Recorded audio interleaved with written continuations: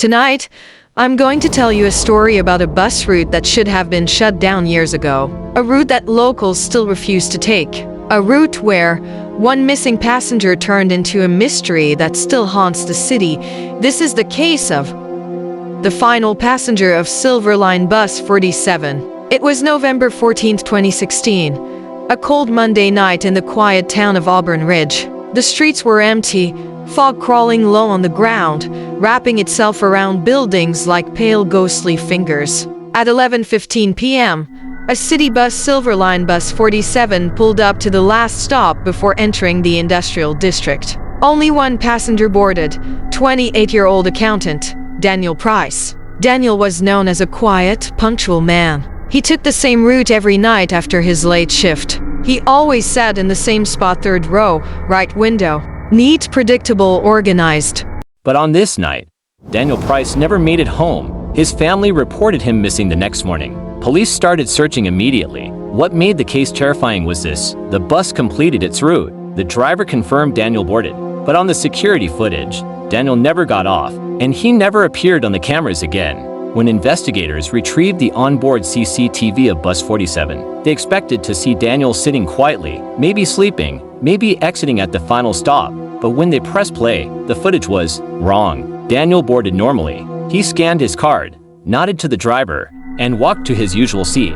He sat, staring out the window, for the first 7 minutes. Everything looked normal. Then, all at once, the footage glitched. A single frame flickered. Daniel froze mid-blink. Behind him, a blurred, shadow-like shape appeared. No human features, no defined outline, just something standing. Exactly 1 second later, the shadow was gone. When the footage stabilized, Daniel was no longer sitting. His seat was empty. The bus was moving. No one had gotten off.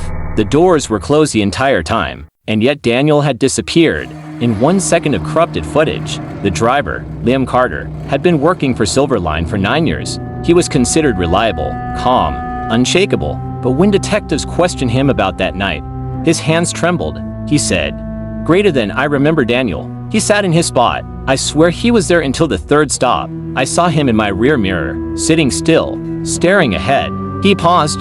Then, I looked again, and he wasn't there. It wasn't like he got up. It wasn't like he walked away. He was just gone. Investigators pressed him.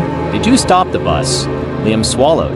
"I did, right there. I didn't see him get off. I walked down the aisle. His seat was empty, but warm, like he had just been there. His phone was still on the floor." He hesitated, and there was something else. His reflection in the window. It lagged. The detective frowned. "What do you mean it lagged?"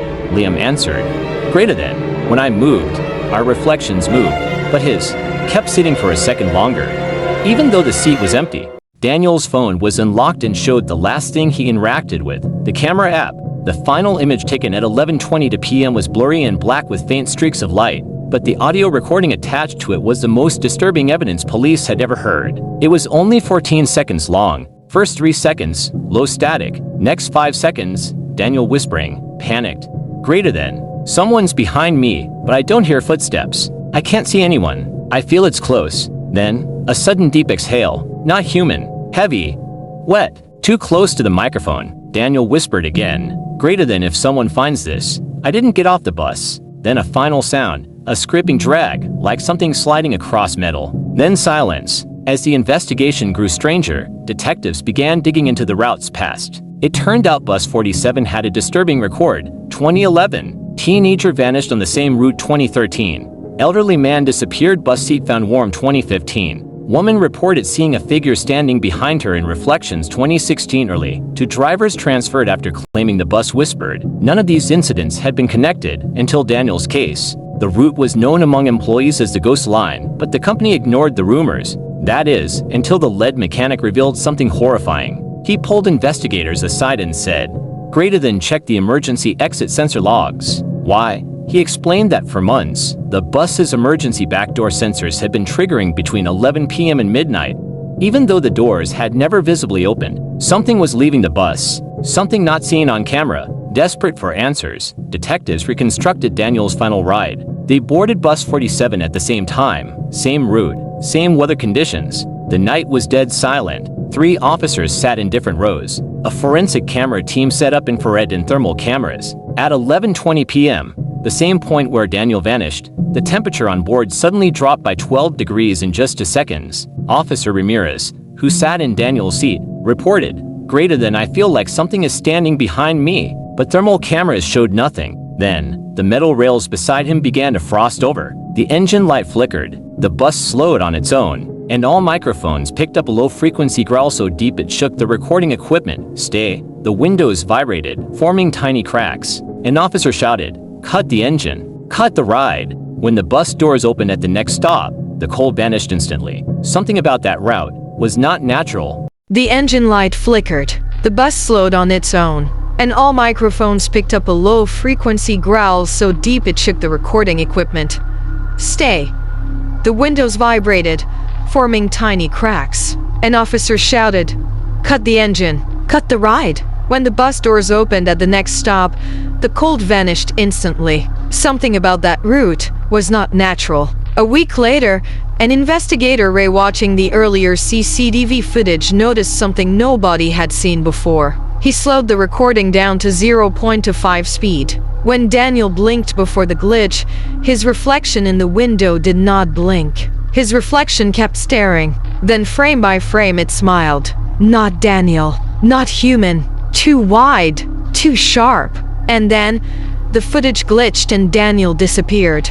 It became clear, whatever took Daniel was already inside the bus. And it wasn't human.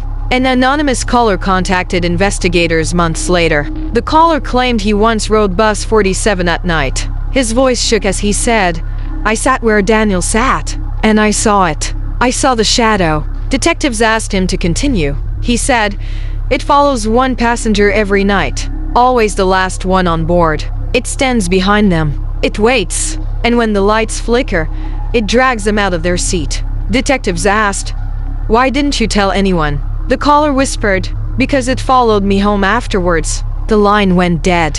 The caller was never identified.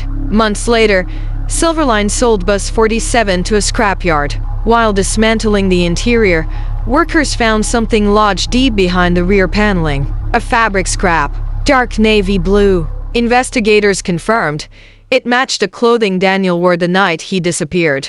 But here's the detail that chilled everyone. The fabric was torn, but not like it was caught on metal. It was ripped, as if pulled by claws. The case of Daniel Price remains unsolved. His body was never found. No trace of him surfaced. No witness ever saw him again. Silverline permanently shut down Route 47. The bus was dismantled and scrapped. Millbit mechanics swear that sometimes late at night when the wind blows through the yard, they still hear something tapping inside the remaining bus shells. 3 knocks. Slow. Rhythmic, as if someone or something is still trying to get out. If you ever find yourself on a late-night bus and the lights flicker, don't turn around immediately.